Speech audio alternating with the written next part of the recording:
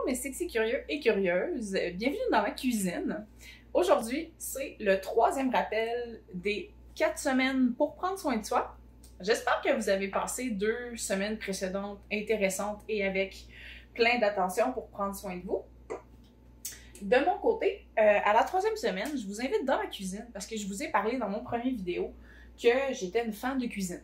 Donc, je suis une amoureuse de la cuisine, j'adore la cuisine, j'adore la bouffe en général, presque autant que le sexe, mais si on décortique un tout petit peu plus le concept du pourquoi j'aime la cuisine, c'est que malgré tout, je suis un peu une artiste dans l'âme. J'ai pas beaucoup développé mes talents artistiques au niveau peinture, calligraphie ou sculpture, ou tu sais, les arts un peu plus habituels auxquels on pense quand on pense à l'art en général, mais j'ai toujours été vraiment passionnée par la cuisine.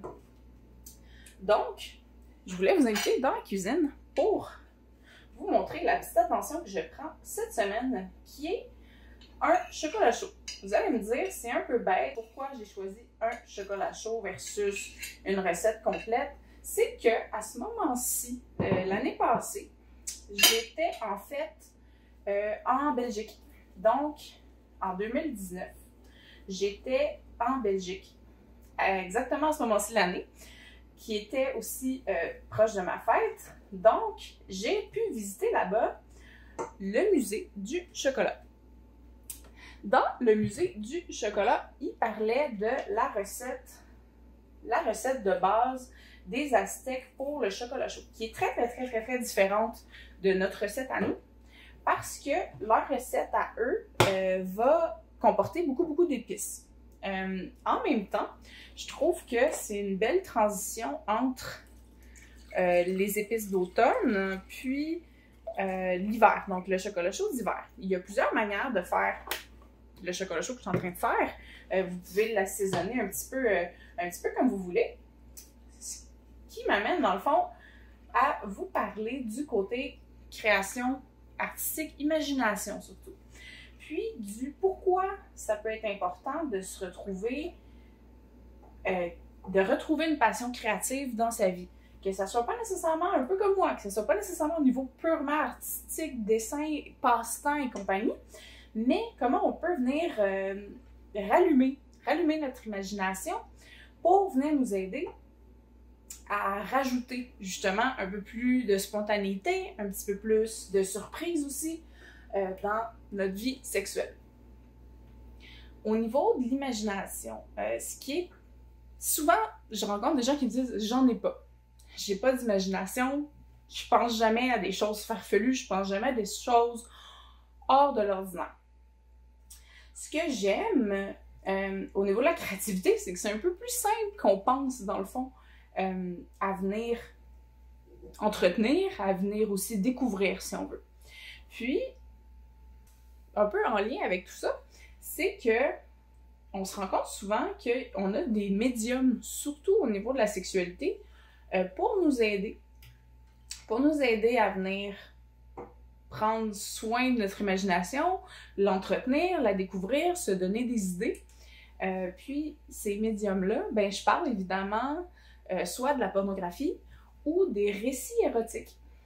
C'est deux aspects de la sexualité qu'on n'explore pas assez souvent avec un œil d'apprentissage. On va souvent les utiliser comme forme d'excitation directe. Donc, on va venir vraiment vouloir avoir une excitation rapide, des stimulus rapides pour une masturbation, par exemple. Sauf qu'on oublie comment changer de regard sur ce médium-là peut nous amener, dans le fond, à venir les analyser. Donc, les analyser un peu plus. Ne pas prendre le face value, donc ne pas prendre la première image qu'on voit comme quelque chose qui est réel. Donc, pas nécessairement comme la réalité, comme de quoi à reproduire mot pour mot ou action pour action, mais qui peut être quelque chose qui peut venir nous inspirer puis nous aider à venir reconnecter avec de quoi ça peut avoir l'air, la sexualité. Donc, de quoi ma sexualité pourrait avoir l'air si je le voudrais, si c'est vers ces fantasmes-là ou ces désirs-là que je me dirige, comment je pourrais faire pour les intégrer, par exemple, doucement, dans ma relation à moi ou dans mes futures relations. Parce qu'en ayant des images ou des mots à mettre sur nos désirs, ben, on s'aide à créer des images mentales de notre sexualité. Donc, de pas juste dire, bon, mais la sexualité, c'est quelque chose qui est à tel moment, qui est dans le moment présent seulement. Non, il y a plusieurs façons d'accéder à la sexualité en dehors de la chambre à coucher, en dehors des rapports partenaire à partenaire ou en solo avec soi-même. Puis ces moyens-là, ben, ça peut être les souvenirs. Donc, les bons coups qu'on a eus, les fois, les relations sexuelles qu'on a eues qui nous ont plu, qu'on a aimé, ça peut être une source, d'excitation, mais aussi d'imagination, de dire, bon, j'aimerais ça recréer ce moment-là, comment je pourrais faire pour le recréer, que ce soit avec un nouveau partenaire ou reprendre certaines des idées qui m'ont plu, puis les développer plus en avant. Ça peut être aussi, comme je vous disais, plus dans le présent, l'utilisation de la pornographie, puis des récits érotiques, selon le médium qui vous plaît le mieux. Souvent, les récits érotiques vont être plus facilement, j'ai envie de dire digérables, dans le sens qu'ils sont un peu plus doux. On peut s'y habituer un peu plus par notre vitesse de lecture. Si on décide de sauter certains passages et tout, on a un peu plus de contrôle, on est moins un peu bombardé par l'information visuelle. Donc, on peut un peu plus utiliser l'imagination. Moi, je préfère les récits érotiques par rapport à ça. Mais ce sont deux médiums tout à fait valables qui peuvent, dans le présent, nous aider, à découvrir des intérêts qu'on savait peut-être pas qu'on avait, nous donner des idées à s'inspirer, donc de l'inspiration pour des moments intimes qu'on aimerait avoir, ou connecter avec nos fantasmes. Parce que les fantasmes, ils peuvent rester dans votre tête. Le but d'un fantasme, la définition d'un fantasme, c'est des pensées à caractère sexuel qui peuvent relever de l'impossibilité. Donc, dans le fantasme, on peut vraiment avoir tout et n'importe quoi, que ce soit des choses qui sont habituellement mises comme illégales, voire impossibles, ou tout simplement mal vues par la société dans laquelle vous êtes. Ça va changer de pays en pays, évidemment, tous ces facteurs-là. Mais dans le fantasme, ce qui est beau, c'est que ça peut rester dans votre tête. Vous n'êtes jamais obligé de venir les mettre en pratique, de les rendre réalité. Ils peuvent rester dans votre tête, mais ils peuvent devenir aussi, des fois, une source d'obsession, dépendamment, mais surtout, ils peuvent devenir une source d'inspiration pour des jeux qui sont rattachés, par exemple, à un certain fantasme, sans qu'il soit la réalisation exacte du fantasme que vous aviez en tête. Si on parle, par exemple, des gens qui ont des fantasmes très, très, très violents, le BDSM, par exemple, donc le sadomasochisme en particulier, pourrait venir taper dans cet aspect-là, donc dans cette grande sphère de donner, recevoir la douleur, mais sans nécessairement que ça soit la violence qui devienne illégale, parce que là, c'est consenti, parce que c'est entre deux partenaires qui sont en échange égal, puis qui sont conscients des risques, etc. Fait qu'il y a moyen de venir chercher ces aspects-là dans la réalité, sans nécessairement donner la pleine force de notre fantasme si ça fait partie des choses impossibles. Parce qu'on est capable de se juger soi-même sur nos fantasmes. C'est souvent pour ça qu'on n'en parle pas. On a l'impression que les autres vont nous juger, que les autres vont nous rabaisser pour certains fantasmes qu'on a qui sont peut-être différents, peut-être en ligne avec la plupart des fantasmes que les médias vont vous dire que les gens ont. Mais il y a une place, je pense, à créer pour l'acceptation de ces fantasmes-là, puis la possibilité de pouvoir les réaliser sans que ça soit justement dans tous les aspects, dans tous les détails. Donc, la pornographie ici, les récits érotiques, ou même l'écriture de récits érotiques, si c'est quelque chose qui vous appelle, peut venir vous aider à prendre soin de vous parce que ça va réveiller votre créativité, ça va réveiller votre imagination. Puis, à partir de là, vous allez pouvoir peut-être éventuellement planifier certaines relations, planifier certains jeux que vous aimeriez essayer, toujours dans le consentement du partenaire, bien sûr, mais en utilisant ces trois aspects-là, donc les souvenirs, les fantasmes, puis les plans, donc le futur, il y a moyen de reconnecter avec sa sensualité, reconnecter au travers de la journée avec ses pensées sexy, peut-être même développer des rêves érotiques. C'est beaucoup de choses qui peuvent arriver par rapport à ça.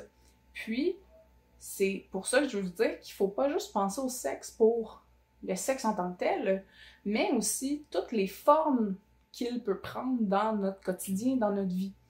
Vous voyez, pour moi ici en ce moment, avec mon chocolat chaud, je retrouve les épices, je retrouve la chaleur, je retrouve le plaisir de trouver une recette que j'ai adaptée, que j'ai changée en fonction de mes souvenirs du passé, donc de mes souvenirs de l'an passé lorsque j'étais en Belgique, pour venir créer une nouvelle recette, créer quelque chose qui n'existe pas, parce que, je veux dire, c'est possible que cette recette-là existe ailleurs sur Internet, mais je veux dire, moi, je l'ai créée à partir des ingrédients que je connais, des ingrédients que je voulais, je les ai mixés ensemble pour créer une nouvelle chose pour moi. Donc, c'est un fruit de mon imagination, c'est un fruit de ma créativité. J'en retire beaucoup de fierté parce que, ben, c'est vraiment le fun de voir un résultat qui est délicieux. C'est pas la première fois que je fais la recette, donc je sais qu'elle est délicieuse. Mais aussi, de pouvoir après ça, ben, partager. Là, ça a l'air simple, c'est un chocolat chaud, ça se partage facilement, mais avec les épices que j'ai rajoutées puis tout, c'est vraiment un goût très différent. C'est vraiment un goût qui est inattendu pour la plupart des gens qui s'attendent à recevoir un chocolat chaud. Par exemple, Cadbury ou Nestlé, tu sais, qui sont super sucrés puis qui sont pas très épicés parce que c'est notre version américanisée un peu de la recette originale qui était en fait très amère, tout en épices. C'est possible qu'en vous jasant puis en faisant la cuisine en même temps, j'étais peut-être un petit peu moins claire ou concise que d'habitude. Je m'en excuse, je me rends compte que c'est pas aussi facile. C'est probablement pour ça que j'ai un channel sur la sexualité et non la cuisine live. Mais la petite note sur laquelle je voulais terminer cette vidéo-là, c'est pour vous dire que, comme l'attention que j'ai prise aujourd'hui pour prendre soin de moi, c'est pour vous dire que la créativité et l'imagination, c'est des choses qui se travaillent. Donc, si vous avez l'impression que vous n'en avez pas, ça se développe. Si vous avez l'impression que vous l'avez perdu, ben regardez comment vous pourriez faire pour venir la réveiller. Qu'est-ce qui pourrait vous inspirer? Même si ça vient d'autres sphères de votre vie, comme moi avec la cuisine. Le petit dernier détail que j'aimerais vous proposer, qui est en lien avec la pornographie, les récits érotiques et compagnie, c'est un petit défi sexy. Évidemment, il faut que vous soyez tous les deux partenaires soient également à l'aise avec l'idée de la pornographie et d'y être exposés. Parce que ben, c'est pas tout le monde qui aime la pornographie, c'est pas tout le monde qui apprécie la pornographie. Puis aussi différents types de pornographie pour différents types de personnes. J'aimerais ça bientôt, justement, d'ailleurs, je vous plug un de mes prochains articles qui va être la pornographie éthique. Donc, comment on fait pour consommer de la pornographie de manière responsable en encourageant les producteurs qui sont des producteurs éthiques, puis qui ont une garantie, justement, envers leurs employés pour qu'ils soient en sécurité, qu'ils fassent des pratiques consentantes, puis, dans le fond, enthousiastes. Donc, c'est un petit aspect qui me tient beaucoup à cœur. Puis j'aimerais vous donner éventuellement beaucoup de ressources pour trouver ces gens-là, ces films-là, pour ceux que ça va intéresser. Mais le petit défi que je veux vous parler, c'est le défi Netflix sexy.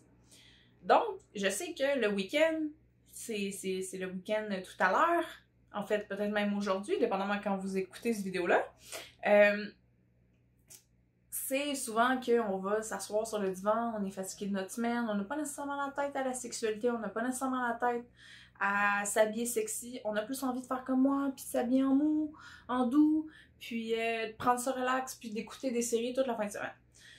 C'est bien correct, c'est parfaitement ok de prendre soin de soi de cette façon-là aussi, parce que c'est aussi une autre manière de prendre soin de soi-même en dehors de la sexualité, mais si vous voulez coupler le côté sexy avec votre fin de semaine Netflix and chill, ça serait de trouver un petit film érotique, idéalement soft érotique, dépendamment. Si vous êtes super à l'aise avec la pornographie un peu plus hardcore, sentez-vous libre de le faire de cette façon-là. Mais d'insérer par surprise entre 2 épisodes de Netflix ou entre 2 films que vous allez écouter ou à la fin d'un film que vous allez écouter samedi soir, par exemple, un vidéo érotique. Donc, sans le dire à votre partenaire, d'où le pourquoi c'est important d'être sûr à l'avance qu'ils sont à l'aise avec le côté pornographie, ou film érotique, ou film sensuel, selon le degré dans lequel vous allez aller, mais d'arriver à la fin du film, puis que, sans crier gare, si vous voulez, il y a un vidéo érotique qui commence à jouer à la télévision ou sur l'ordinateur. C'est une petite manière de rendre un moment un peu relaxation, un moment relaxation qui pourrait amener à un moment sexy. Parce que si vous voulez écouter ensemble tout simplement le film sans nécessairement vous sauter dessus directement, c'est possible. Puis, si vous sentez le désir monter en vous, bien, vous allez pouvoir fermer la télévision, puis aller vous occuper de vous-même et de votre partenaire dans un nouvel élan de passion, un nouvel élan peut-être même d'imagination, justement. Si vous trouvez des choses qui vous disent « Hey, j'aimerais ça essayer de cette façon-là, juste pour le plaisir, juste pour... » Ça peut même être juste pour rire, selon la position, selon ce que vous avez vu, et selon la pratique que vous avez vue. Ça peut être vraiment juste pour rire, dire « Bon, ben, essayons-le, ayons du plaisir. » Parce que le plaisir, tu sais, c'est pas qu'une chose sérieuse par rapport à la sexualité. C'est aussi quelque chose qui peut être drôle, puis que c'est correct comme ça. J'aime cultiver justement le côté plaisir amusant du sexe, pas juste le côté très pratique, sensuel, érotique. Je trouve qu'il y a quand même une forme d'érotisme dans le plaisir, dans le rire, puis que non, le rire, ça gâche pas nécessairement un moment sexy. Parfois, souvent, ça rajoute une intimité. Donc, il faut pas en être gêné. Comme je l'ai cuisiné devant vous pendant pratiquement 10 minutes, je vais vous donner la recette complète de mon chocolat chaud piquant et sexy. Attendez-vous pas à un chocolat chaud sucré comme à l'habitude, mais attendez-vous à découvrir des nouvelles saveurs. Puis, une certaine forme de chaleur érotique aussi, personnellement, que je trouve dans cette recette-là. Ça me fait plaisir de la partager gratuitement avec vous. Partagez-la, puis laissez-moi en commentaire si vous l'avez essayé, si vous l'avez aimé, ou qu'est-ce que vous avez fait de différent pour la rendre à votre goût.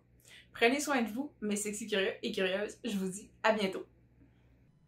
Les ingrédients dont vous allez avoir besoin pour votre recette sont 1/4 de tasse de sirop d'érable, 1/3 de tasse d'eau, 1/4 de tasse de cacao, 1/4 de cuillère à thé d'extrait de vanille, une pincée de poivre de Cayenne, 1/8 de cuillère à thé de clou de girofle, 1/8 de cuillère à thé de cardamone, 1/8 de cuillère à thé de muscade, puis 1/4 de cuillère à thé de cannelle, aussi une pincée de sel jusqu'à 1/8 de cuillère à thé, puis 3 tasses et demie de lait. Pour le lait, vous pouvez prendre à votre choix du lait de vache ou des alternatives comme le lait d'amande.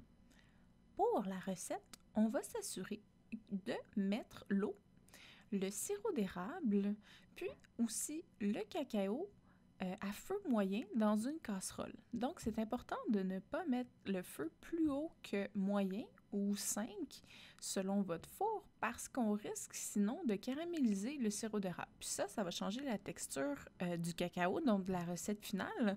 Donc, on veut pas ça, on veut garder le tout très liquide. On va amener ce mélange-là, une fois l'avoir bien brassé puis l'avoir rendu homogène, on va l'amener à une légère ébullition. Pas une grande ébullition comme avec l'eau, vraiment juste pour dire qu'il y a quelques ballons qui se font à la surface du mélange. À partir de ce moment-là, vous allez pouvoir ajouter les épices. Donc, toutes les épices qu'on a mis. Puis ensuite, vous allez brasser rapidement et vous allez finalement rajouter les 3 tasses et demie de lait en retirant le mélange du feu. Vous allez les mélanger rapidement Ensuite, vous allez baisser la température, puis remettre ça sur le feu pour réchauffer le lait. On ne veut pas le faire bouillir, on veut vraiment juste le réchauffer pour que le mélange au complet soit chaud. Et voilà, vous avez réussi votre premier chocolat chaud sexy aztèque. Si vous avez aimé la recette, laissez-moi savoir. Si vous l'avez changé pour l'ajuster ou si vous en avez fait des saveurs différentes, je vais pouvoir essayer vos recettes aussi.